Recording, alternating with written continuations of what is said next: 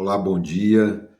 Hoje, dia 2 de agosto de 2025, são agora exatamente 9h44 da manhã.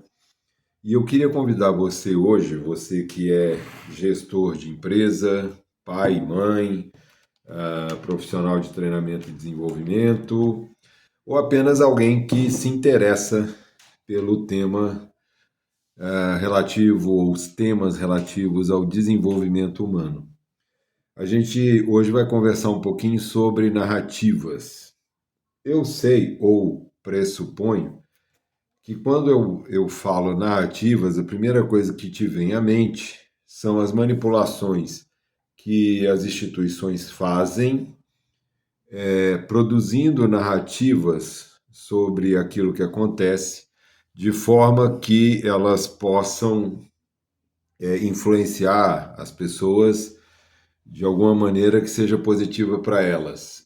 Portanto, onde eu quero chegar com isso, quando a gente fala em narrativas, você pensa em mentiras inventadas para manipular as pessoas.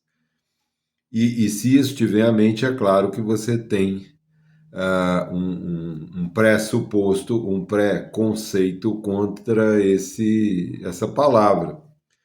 Contudo, eu queria, antes de mais nada, então, situar o que eu estou chamando de narrativas, talvez para amenizar ou para provocar você a pensar um pouquinho além desse preconceito que é justificável e é compreensível, mas o significado do conceito narrativa vai muito além disso.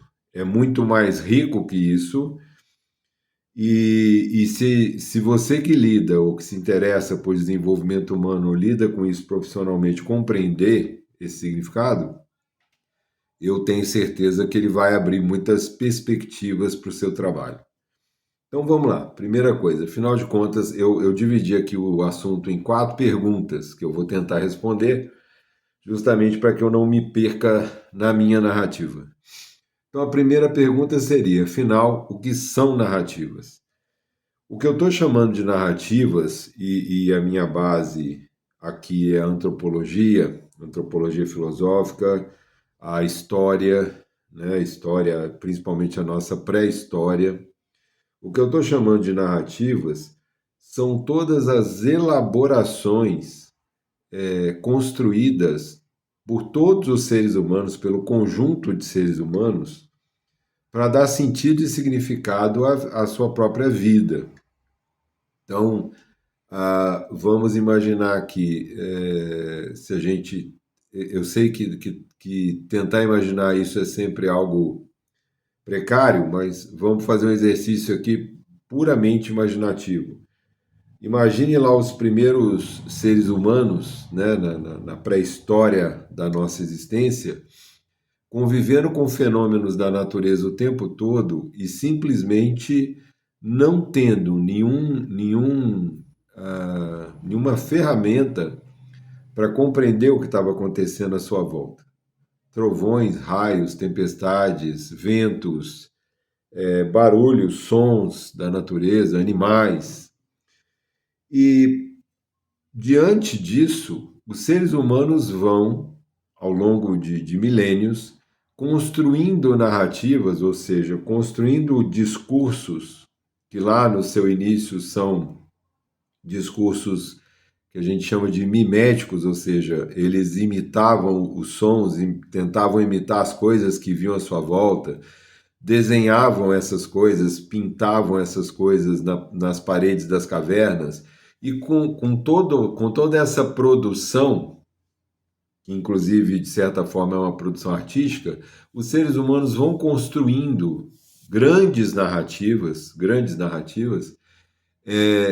que permitem a eles dar sentido e significado para aquilo que existia à sua volta, ou seja, para a sua vida e para a sua existência. Então, quando eu falo de narrativas aqui, eu estou falando de algo que está ligado às necessidades mais primitivas do ser humano, que são justamente essas necessidades de sentido e significado.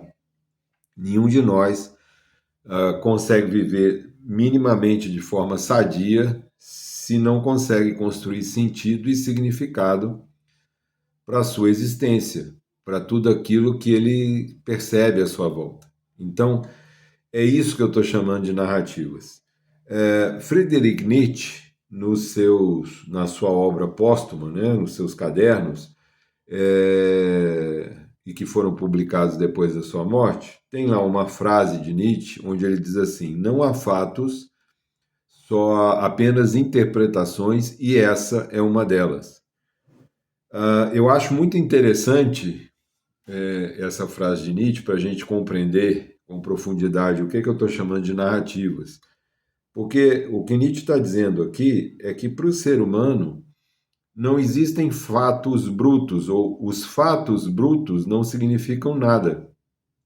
Imagina, caiu, você é um Homo sapiens, você está lá no começo da nossa história, e você vê cair um raio e incendiar um grupo de árvores ou uma árvore a poucos metros de você.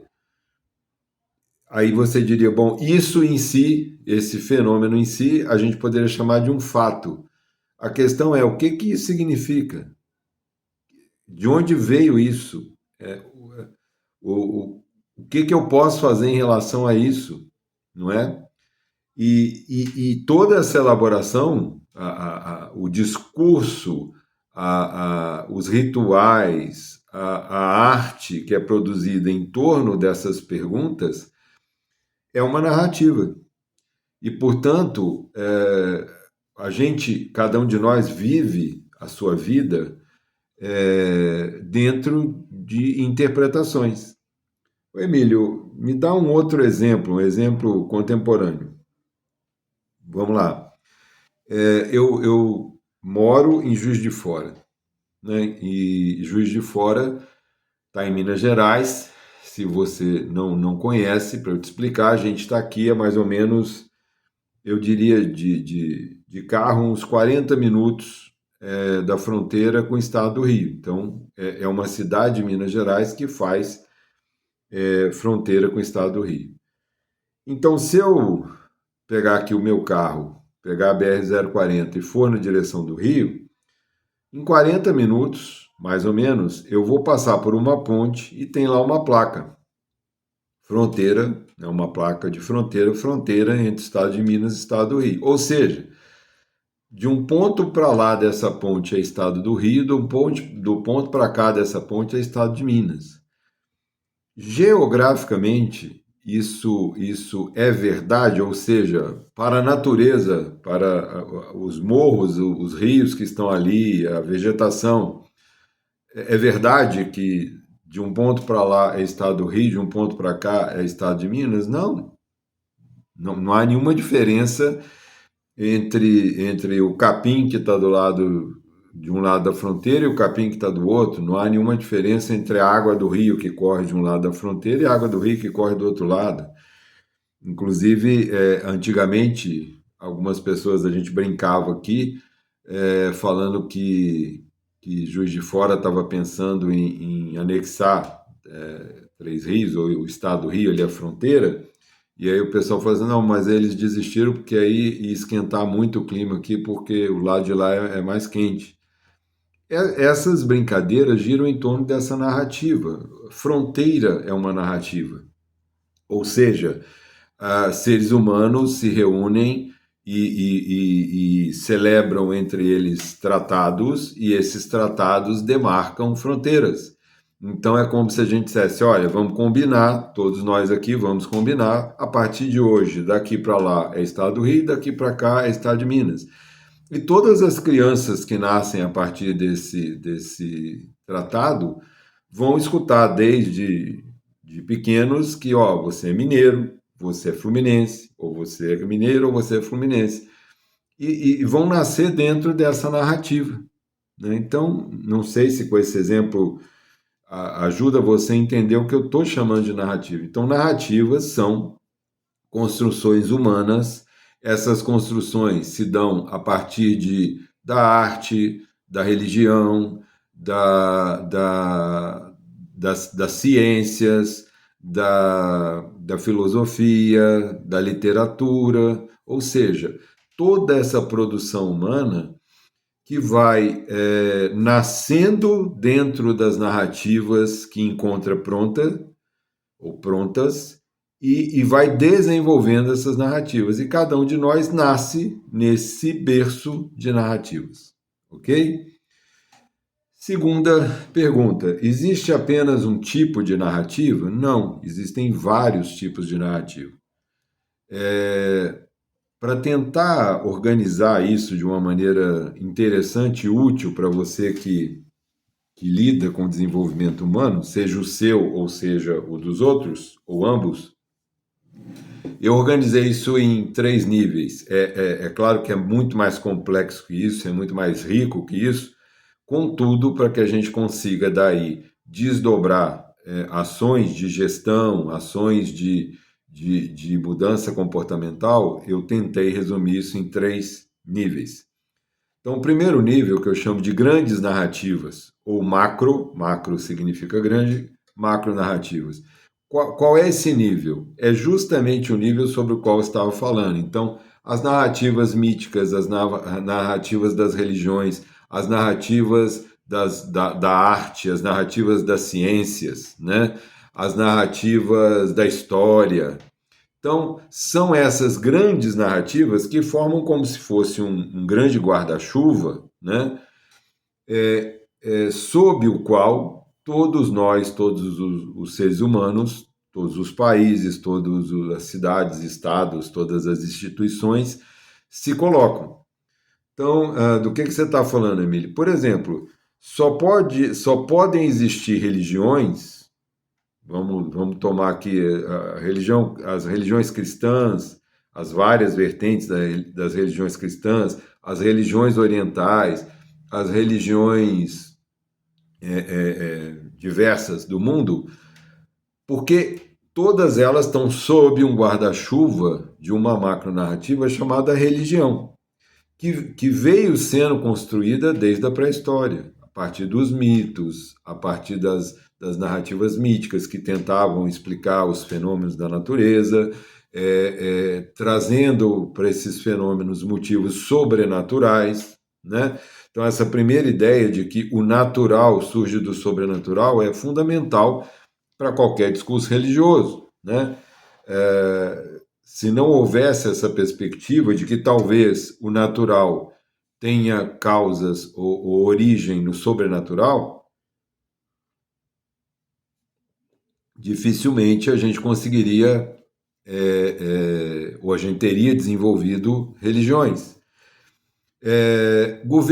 Os governos, sejam eles quais forem, de que tendência ideológica forem, todos eles estão embaixo de um guarda-chuva, que é a ideia de país, nação, Estado, né, fronteiras.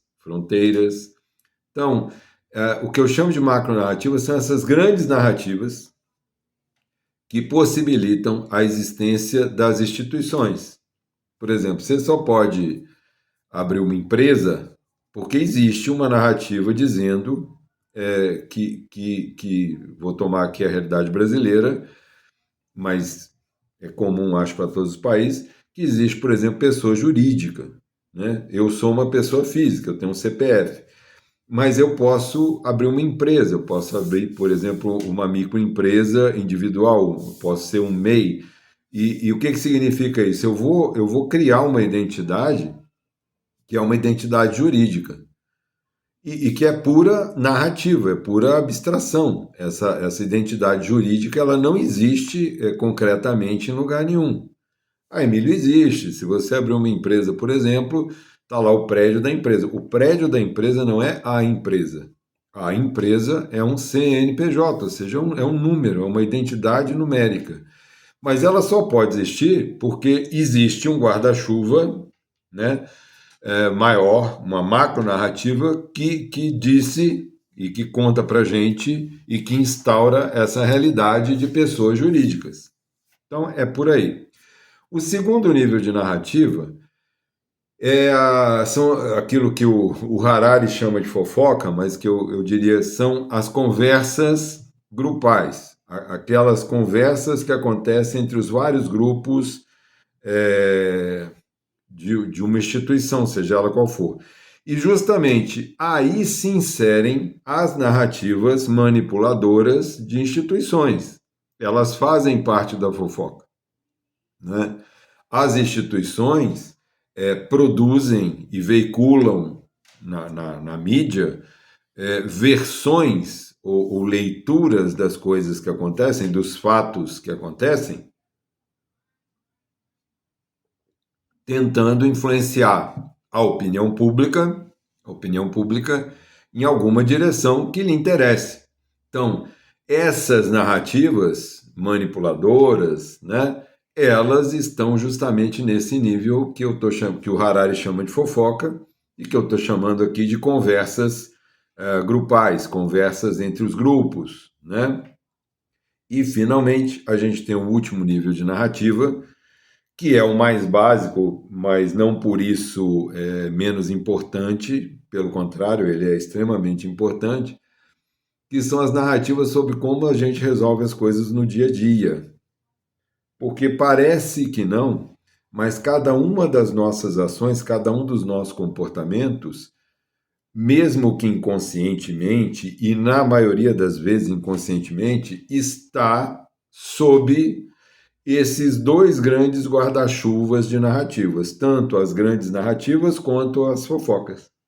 A maioria de nós age no dia a dia influenciados inconscientemente, às vezes conscientemente, mas na maioria das vezes influenciados inconscientemente por essas grandes narrativas. E, portanto, quando você vê como as pessoas se comportam, né? Vou pegar um exemplo aqui acho bem próximo e bem básico.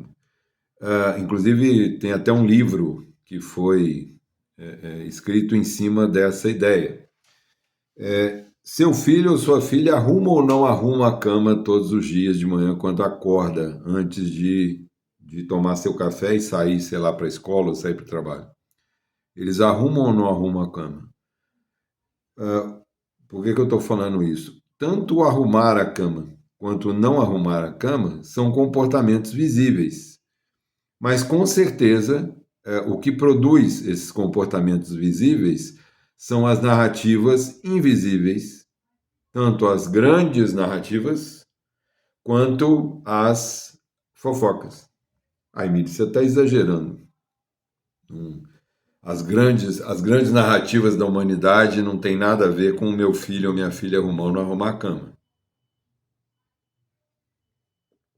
Por incrível que pareça, tem uma grande relação. Por quê?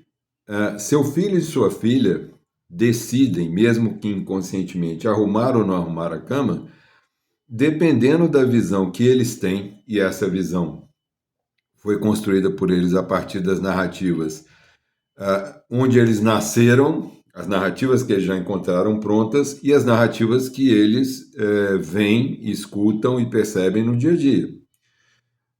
Essa decisão foi tomada a partir das narrativas que as alimentaram, as narrativas sobre família, sobre o que é família, sobre qual é o papel de cada um na família, sobre qual é o papel que é ser um filho, o que é ser uma filha, o que é ser um pai, o que é ser uma mãe. Essas narrativas, elas bebem sua identidade desde as grandes narrativas religiosas, políticas, históricas, artísticas, até o como resolvemos as coisas aqui no dia a dia. Como arrumamos nossas camas, como cozinhamos, como comemos, como trabalhamos. Então, temos três tipos de narrativas: as grandes narrativas, as narrativas da conversa do dia a dia, que é a fofoca, e as narrativas que dizem respeito ao como fazemos as coisas, que são narrativas comportamentais. Última pergunta. Qual a importância das narrativas na vida humana? Afinal de contas, Vale a pena ou não compreender melhor essa história de narrativas? Eu já falei um pouquinho disso no começo, só vou reforçar a ideia. As narrativas, todos os níveis de narrativas, são fundamentais para a vida humana. E por quê? Cada um de nós precisa, assim como a gente precisa de ar, a gente precisa de sentido e significado para a vida. O ser humano, ao contrário de outros seres do planeta, que agem e se comportam muito mais por instintos ou de forma, digamos, programada, de forma mais binária, né? O ser humano ele tem um repertório de comportamento, um repertório de escolhas muito mais amplo. O ser humano ele precisa encaixar de alguma maneira, como se a vida dele fosse um quebra-cabeça, e cada fato, cada coisa que acontece na vida dele é uma peça que é entregue a ele, uma peça do quebra-cabeça. O ser humano precisa conseguir encaixar essas peças no quebra-cabeça da sua vida. E encaixar essas peças é o que eu estou chamando de sentido e significado. E qual é o papel das narrativas? As narrativas nos dão direções, nos dão possibilidades de encontrarmos lugar no quebra-cabeça das nossas vidas para encaixarmos as peças das coisas que acontecem.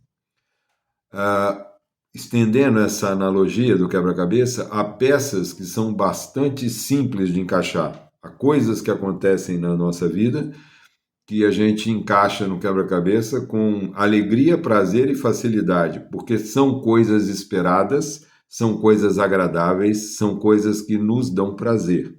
Contudo, há coisas que acontecem na nossa vida que não eram esperadas, que não são prazerosas e que são desagradáveis, geram dor. E essas são as peças mais complicadas de encaixar no quebra-cabeça. E nessa hora de encaixarmos peças muito complicadas nos nossos quebra-cabeças, as narrativas são fundamentais. Elas são fundamentais para todos os seres humanos enquanto indivíduos e são fundamentais para os grupos humanos que interagem, que precisam fazer alguma coisa junto. Então, eu estou falando de famílias, eu estou falando de igrejas, eu estou falando de times de futebol, eu estou falando de escolas de samba, eu estou falando de empresas, eu estou falando de todos os grupos humanos que precisam, necessitam ou se propõem a construírem, realizarem, a trabalharem juntos, ok? E também para os indivíduos. Cada um de nós, mesmo enquanto parte de grandes grupos, parte de uma família, parte de uma empresa, cada um de nós faz parte de muitos grupos, nós precisamos de narrativas, assim como nós precisamos de ar e água. Senão a nossa vida vai se tornando cada vez mais difícil e adoecedora. Então, desculpa, hoje o vídeo ficou aí maior, vou precisar ou vou apelar e também vou esperar que o assunto tenha sido interessante, de maneira que você tenha ficado até aqui. Se você ficou, eu te agradeço. Se você acha que essa narrativa sobre narrativas faz sentido para você, comente aí, por favor, curta o vídeo. Se você acha que essa narrativa sobre narrativas pode ser útil para alguém, compartilhe o vídeo e até uma próxima oportunidade, onde a gente vai falar um pouquinho mais sobre algum assunto que tem uma relação relevante com o treinamento e o desenvolvimento de seres humanos. Obrigado.